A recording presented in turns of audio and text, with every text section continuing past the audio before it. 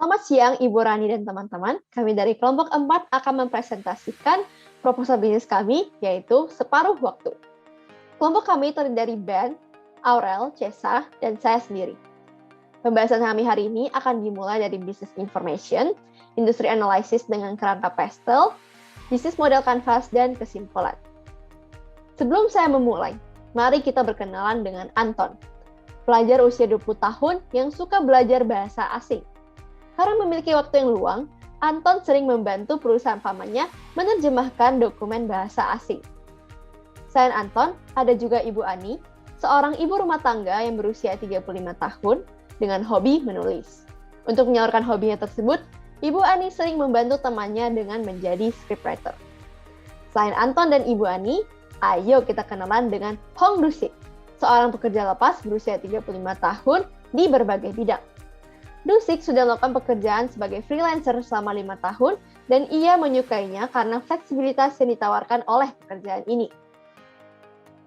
Baik Anton, Ibu Ani maupun Dusik mempunyai kesamaan. Mereka menyalurkan hobinya untuk pekerjaan lepas dalam rangka mengisi waktu luang ataupun mencari pekerjaan tambahan. Ternyata, Anton, Ibu Ani, dan Dusik tidak sendirian. Berdasarkan data dari Deloitte, terdapat 49,5% penduduk milenial yang tertarik mencari penghasilan tambahan. Menarik contoh dari Amerika, 46% dari penduduk usia Gen Z adalah pekerja lepas. Dengan karakteristik yang sama, hal ini menunjukkan bahwa Indonesia juga mempunyai peluang yang besar dalam hal pekerja lepas. Di Indonesia sendiri, berdasarkan sensus penduduk tahun 2020, terdapat 205,36 juta penduduk di usia kerja. Dari jumlah tersebut, 110,9 juta diantaranya merupakan penduduk berusia 15-40 tahun. Dari kedua figur angka ini, terdapat peluang pasar untuk kerja lepas, yaitu sebesar 50 juta dan 30.000 penduduk. Wow, jumlah yang besar, bukan? Melihat peluang dan kondisi pasar tersebut, kami dari kelompok 4 mempersembahkan Separuh Waktu, sebuah platform freelancer di Indonesia mempertemukan pencari kerja dan pencari jasa freelancer secara praktis. Nama Separuh Waktu dinamai berdasarkan kemudahan dalam menyediakan, menemukan, dan melakukan pekerjaan di platform kami, di mana para freelancer hanya memerlukan separuh waktu mereka untuk mendapatkan manfaat yang menguntungkan. Di balik logo kami terdapat lingkaran besar yang menggambarkan komitmen besar kami untuk menciptakan platform yang terpercaya kepada mitra kami. Saat itu terdapat cincin dalam yang melambangkan kolaborasi dalam mendukung komitmen kami. Cincin luar menggambarkan sense of belonging yang ingin kami ciptakan bersama dengan semua stakeholders kami. Dalam menjalankan operasional perusahaan, kami memegang teguh 4 nilai, yaitu belonging dalam menciptakan lingkungan kerja yang suportif, collaboration dalam menghasilkan output yang inovatif, ever growing yang menggambarkan semangat kami untuk terus tumbuh dan berkembang, serta komitmen yang merupakan langkah awal dalam setiap hal yang kami lakukan.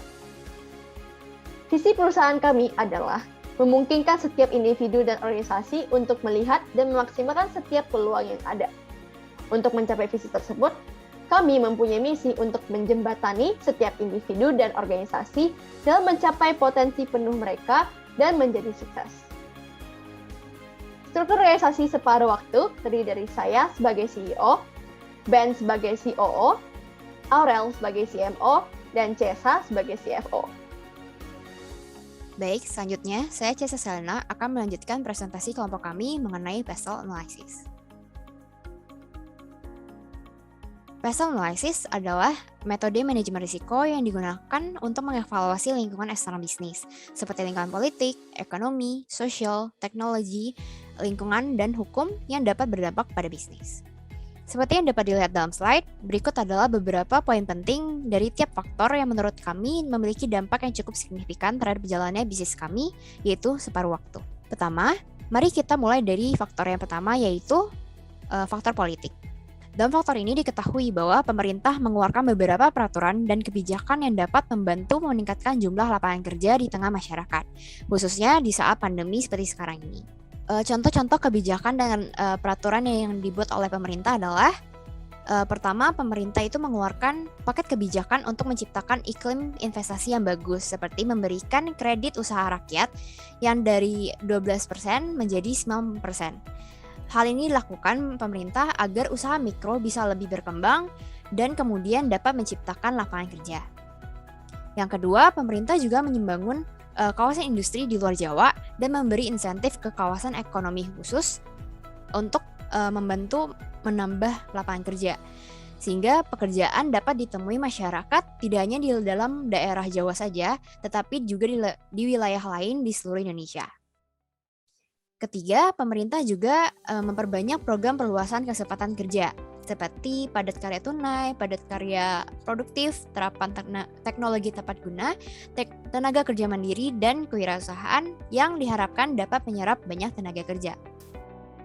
Dan yang terakhir, seperti yang telah ramai dibincangkan beberapa waktu lalu, yaitu diberlakukannya UU Cipta Kerja atau Omnibus Law.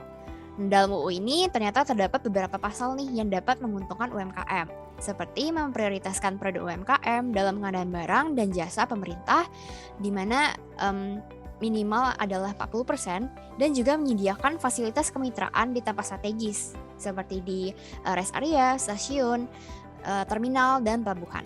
Kami percaya kalau misalnya seluruh kebijakan dari pemerintah ini bertujuan untuk dapat membantu pertumbuhan bisnis dalam negeri dan menumbuhkan jumlah lapangan kerja, khususnya selama pandemi. Oleh karena itu, faktor politik akan sangat menguntungkan separuh waktu sebagai platform penyedia lapangan kerja dalam menyediakan berbagai lapangan kerja di Indonesia. Selanjutnya, terdapat faktor ekonomi. Dalam faktor ini, kami lebih menekankan dari sisi tingkat pengangguran di Indonesia dan tingkat pertumbuhan GDP Indonesia. Menurut Badan Pusat Statistik atau BPS, jumlah pengangguran di Indonesia mencapai 8,75 juta orang pada bulan Februari 2021, yang dimana itu meningkat 26,26% dibandingkan periode yang sama tahun lalu, yaitu sebanyak 6,93 juta orang. Hal ini menunjukkan bahwa di Indonesia itu masih banyak suplai atau tenaga kerja di pasar yang membutuhkan pekerjaan. Nah, untuk memenuhi kebutuhan sosialnya, pasti para pekerja ini akan mencari pekerjaan. Pada saat ini mungkin mereka sedang mencari berbagai jenis pekerjaan yang bisa mereka lakukan tanpa mempertimbangkan gaji sebagai faktor utama. Dengan demikian, hal ini sangatlah menguntungkan bagi separuh waktu karena dapat menjadi platform yang menyediakan lapangan kerja di masyarakat bagi para pencari kerja. Selanjutnya, berdasarkan data dari Trading Economics, laju GDP Indonesia pada kuartal kedua 2021 sedang mengalami peningkatan, mencapai 7,07% dibandingkan tahun lalu yang bahkan mengalami penurunan hingga minus 2,07%. Perkembangan ekonomi ini menunjukkan bahwa Indonesia memiliki potensi untuk dapat semakin berkembang ke depannya dan diharapkan dapat keluar dari situasi pandemi saat ini. Dengan semakin berkembangnya perekonomian Indonesia, maka bisnis-bisnis dalam negeri akan mengalami kemajuan yang memungkinkan untuk menciptakan lebih banyak lapangan kerja di tengah masyarakat. Selanjutnya, terdapat faktor sosial. Dalam faktor ini, kami akan lebih melihat pada jumlah penduduk usia kerja dan jumlah penduduk tergolong miskin atau berpenghasilan rendah di Indonesia sebagai poin utama. Berdasarkan data BPS, jumlah angkatan kerja pada bulan Februari 2021 adalah sebanyak 139,81 juta orang, yang dimana meningkat 1,59 juta orang dibandingkan pada bulan Agustus 2020. Sedangkan terkait jumlah penduduk miskin juga mengalami peningkatan sebanyak 0,56%, hingga totalnya menjadi sebanyak 26,42 juta orang yang tergolong miskin pada bulan Maret 2020. Peningkatan jumlah angkatan kerja dan penduduk miskin menunjukkan bahwa semakin banyak penduduk Indonesia yang membutuhkan pekerjaan, baik untuk memenuhi kebutuhannya sendiri maupun untuk meningkatkan taraf hidupnya. Oke, selanjutnya saya akan menjelaskan dari segi teknologi. Terdapat beberapa faktor teknologi yang dapat mempengaruhi bisnis kami, yaitu pertama, tingkat penetrasi internet yang semakin membaik dan meningkat. Hal ini pun didukung oleh hasil studi dari Pooling Indonesia yang bekerja sama dengan Asosiasi Penyelenggara Jasa Internet Indonesia di tahun 2019 yang menunjukkan bahwa sekitar 64,8% dari total 264 juta penduduk Indonesia telah terhubung ke internet. Terlebih lagi, pengguna internet ini didominasi oleh para milenial dengan penetrasi sebesar 88,5% di usia 20-24 tahun dan disusul dengan kelompok umur 25-29 tahun dengan 82,7% tingkat penetrasi. Yang kedua, berkembangnya teknologi pembayaran secara digital juga semakin memudahkan pembayaran untuk melakukan transaksi. Saat ini, seperti yang kita ketahui, banyak pembayaran sudah dapat dilakukan dengan mudah secara online, baik melalui e-banking maupun juga e-wallet. Terakhir, perkembangan teknologi semakin pesat juga semakin dapat meningkatkan efisiensi dari operasi perusahaan, seperti dengan munculnya machine learning. Tetapi sisi lain tentunya, dengan berkembangnya teknologi ini semakin tinggi juga potensi terhadap cybercrime. Selanjutnya, dari segi environmental, isu yang terkait adalah carbon footprint, yang mana penggunaan energi listrik untuk keperluan sehari-hari, seperti termasuk untuk menyalakan perangkat pribadi seperti notebook, HP ataupun PC dan lainnya, ini dapat memproduksi emisi CO2. Nah, yang pada akhirnya dapat meningkatkan carbon footprint yang bersumber dari pembakaran bahan bakar fosil di pembangkit listrik. Hal ini pun pada akhirnya dapat berkontribusi pula pada pemanasan global. Yang terakhir, dari segi hukum, terdapat beberapa hal yang dapat mempengaruhi usaha kami juga, yaitu pertama, terdapat beberapa peraturan yang berlaku tentang platform digital, yaitu yang diatur dalam UU 19 tahun 2016 tentang informasi dan transaksi elektronik, dan di dalamnya salah satunya juga membahas mengenai perlindungan data konsumen. Nah, selain itu juga terdapat peraturan pemerintah nomor 71 tahun 2019 mengenai penyelenggaraan sistem dan transaksi elektronik, serta yang terbaru adalah peraturan Menteri Kominfo nomor 5 tahun 2020 tentang PSL lingkup private. Nah, tak hanya itu, juga terdapat beberapa peraturan yang mengharuskan untuk membuat izin usaha sebagaimana yang tercantum dalam PP nomor 24 tahun 2018 tentang pelayanan perizinan berusaha terintegrasi secara elektronik. Nah, selain itu juga terdapat peraturan untuk pembayaran pajak, baik untuk UMKM maupun badan. Nah, untuk UMKM sendiri itu diatur dalam Peraturan Pemerintah Nomor 23 Tahun 2018, yaitu UMKM akan dikenakan pajak sebesar 0,5% dari omset. Baik, untuk berikutnya kami akan ke bagian bisnis model kanvas kami. Berikut mungkin merupakan snapshot atau summary dari bisnis model kanvas paruh waktu yang sudah terdiri dari infrastructure, key partners, key activities, key resources, terus finances, cost structure and revenue streams, our value propositions, dan customers yang terdiri dari relationships, channels, and segments. Untuk melihat lebih detail, yang pertama untuk bagian infrastruktur. Jadi sebagai sebuah platform freelancers, key partners yang akan kami berkolaborasi dengan pada umumnya termasuk pada para employers dan freelancers, ditambah dengan investors dan website provider yang akan mendukung bisnis kita. Kemudian, key activities kami meliputi platforming, verification, dan mediator yang membutuhkan tentunya beberapa key resource termasuk labor, capital, jobs, freelancers-nya sendiri, dan platformnya sendiri. Untuk melihat secara finance, mayoritas biaya bisnis kami akan terdiri dari fixed cost yang meliputi mass marketing, gaji karyawan, dan maintenance website. Akan tetapi, ada pun beberapa variable cost yang dapat terjadi akan bersumber dari direct marketing, payment processing, serta website development.